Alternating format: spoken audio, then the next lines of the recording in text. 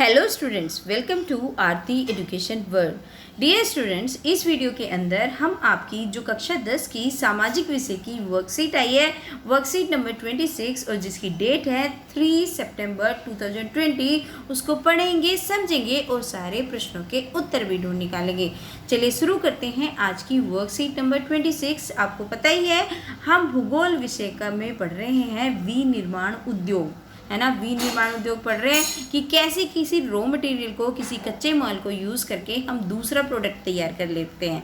अब इन्होंने इस चार्ट के माध्यम से आपको बताया है उद्योगों की जो आदर्श अवस्थिति है या उसका उपयुक्त स्थान है उसके बारे में बताया है। देखो, सबसे पहले तो होता है किसी भी कच्चे माल को प्राप्त करने की लागत, मतलब उसमें जो पैसा लगता है, जो हम कच्चा माल खरीदते हैं, फिर उसके उत्पादन की लागत, फिर उसकी जो हम प्रोडक्शन वैल्यू आती है, मतलब जो उसमें उसको बनाने में जो उसकी कीमत लगी वो, फिर उसकी वितरण लागत लगती है कि उसमें जो डिस्ट्रीब्यूटर्स हैं, जो उसको बांट रहे हैं, इधर उधर लेके जा रहे हैं, जो वितरण कर रहे हैं, उसकी लागत जोड़ के फिर उद्योग स्थापना का निर्णय होता है कि इस तरीके से फिर लेते हैं हम निर्णय कि उद्योग स्थापना करनी है या नहीं। मतलब जब मान लो हम कोई उद्योग लगा रहे हैं और उसमें कोई फ़ायदा ही ना हो तो फिर उद्योग लगाने का क्या फ़ायदा है। तो ये सब चीज़ें देखने के बाद कि वहाँ कच्चे माल की कितनी लागत आएगी, उत्पादन की कितनी लागत आएगी और फिर उसको भेजने में इधर उधर कितना पैसा लगेगा, इस सब को देखने के बाद होता है उद्योग लगाने की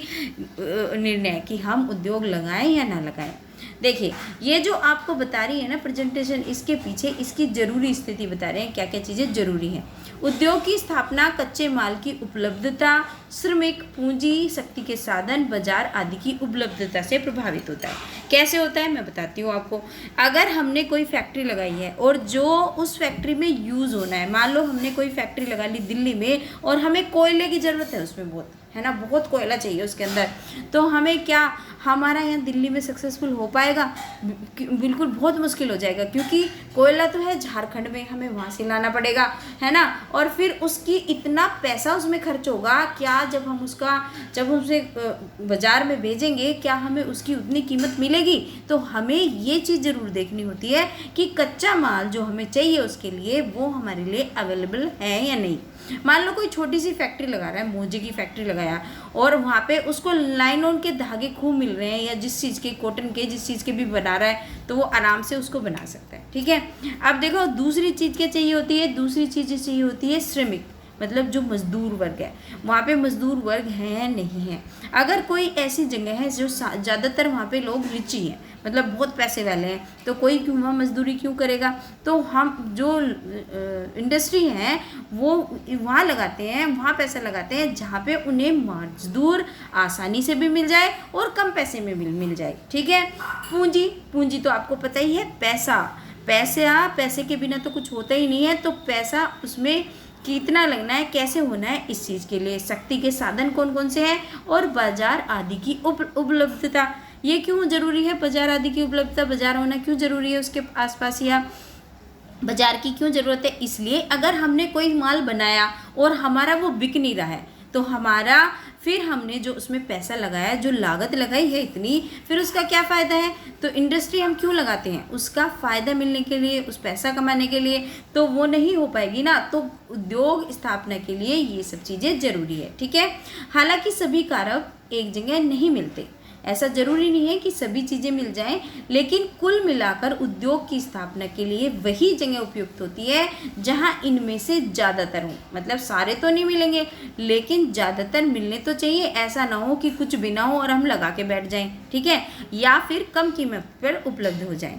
औद्योगिक प्रक्रिया के साथ साथ शहरीकरण भी होता है। अगर हम इंडस्ट्रीज़ लगाते हैं तो शहरीकरण भी होता है, सीधा सीधा है भाई। देखो, आपने देखा होगा कि शहरों में ही तो सबसे ज़्यादा फैक्ट्रीज होती हैं, आपने देखा गाँव में होता है, तो वो आसपास की सुविधा भी मिलती है, लोगों को रोजगार मिलेगा तो जो सुविधाएं हैं वो भी डेवलप हो जाती हैं। कई बार तो बाजार, यातायात की सुविधा, ऊर्जा आपूर्ति को देखते हुए उद्योग शहरों के नज़दीक लगाए जाते हैं। इसलिए तो ये देखो ना, बाजार, क्योंकि वहाँ पे बाजार भी होता है, आने जाने की फैसिलिटी होती है, कभी भी कैसे भी चले जाओ, किसी भी चीज़ में सामान रख के ले जाओ, और वहाँ पे इलेक्ट्रिसिटी भी मिल जाती है। तो इसलिए कहाँ लगाए जाते हैं? शहरों के पास। शहरी सुविधाओं से लाभ उठाकर उसके आसपास ही उद्योग केंद्रित हो जाते हैं, जैसे समूहन बचत, ठीक है। जैसे शहरी उद्योग सुविधाओं से लाभ उठाते हैं कि शहर के पास सुविधा ज़्यादा होंगी और फिर क्या करते हैं, अपनी इंडस्ट्रीज़ को, अपने उद्योग को वहाँ पे लगा देते हैं। जैसे कि उसका एग्जाम्पल है एक समूहन बचत। ठीक है बच्चों, ये थी आज आपकी वर्कशीट। आप देखते हैं इसके क्वेश्चन आंसर्स, फटाफट से देख लेते हैं। उद्योगों की स्थापना के लिए कौन सा स्थान उपयुक्त होता है? तो आप इसका आंसर लिखेंगे, उद्योगों की स्थापना के लिए कच्चे माल की उपलब्धता, श्रमिक, पूंजी बाजार, शक्ति के साधन की उपलब्धता आदि, इनमें से अधिक साधन जहां उपलब्ध हो वो स्थान उद्योगों की स्थापना के लिए उपयुक्त होता है। ठीक है बच्चों, आप इसका ये आंसर लिख देंगे इसमें। दूसरा क्वेश्चन है, उद्योग जहां शहरीकरण को बढ़ावा देते हैं वहीं शहरों से उद्योग भी लाभ उठाते हैं, कैसे? अब आपको ये बताना है, तो आप इसका आंसर इस तरीके से लिख सकते हैं, औद्योगिक प्रक्रिया के साथ साथ शहरीकरण का भी विकास होता है। कई बार तो बाजार, यातायात की सुविधाएं, ऊर्जा आपूर्ति को देखते हुए उद्योग शहरों के नज़दीक ही लगाए जाते हैं, जिससे शहरी सुविधाओं से लाभ उठाकर उसके आसपास ही उद्योग केंद्रित हो जाते हैं। ठीक है, अब देखिए, अब तीसरा क्वेश्चन है आपका, उद्योगों के विकास में बाजार की उपलब्धता कैसे होती है? ये आपको सोच के लिखना है। तो उद्योगों के विकास में बाजार की उपलब्धता बहुत महत्वपूर्ण है, क्योंकि उद्योगों के लगने के बाद उसमें उत्पादन शुरू होने पर उत्पाद को आसानी से बेचने के लिए बाजार उपलब्ध हो जाता है और मुनाफा कमाता है। तो इसलिए हमें किस चीज़ की ज़रूरत है? बाजार की। ठीक है, चौथा क्वेश्चन है आपका वर्कशीट में, यदि आपको किसी उद्योग की स्थापना करनी है तो सबसे ज़्यादा किन दो बातों का ध्यान रखेंगे और क्यों रखेंगे? तो बता दो कि यदि हमें किसी उद्योग की स्थापना करनी होगी तो सबसे ज़्यादा हम कच्चे माल की उपलब्धता पर और बाजार पर ध्यान देंगे, क्योंकि किसी भी वस्तु का उत्पादन के लिए हमें कच्चे माल की आवश्यकता होती है और उसको बेचने के लिए हमें बाजार की ज़रूरत महसूस होती है। अगर ये दोनों आवश्यकता पूर्ण होती है तो बाकी सुविधाओं को हम व्यवस्थित कर सकते हैं। ठीक है बच्चों, तो ये थी आज आपकी वर्कशीट। अगर आपको मेरा पढ़ाया हुआ अच्छा लगा है, समझ में आया है, या फिर आपको वीडियो से हेल्प मिली है, तो प्लीज़ वीडियो को लाइक भी करें, चैनल को सब्सक्राइब भी करें और don't forget to share with your friends. Thank you.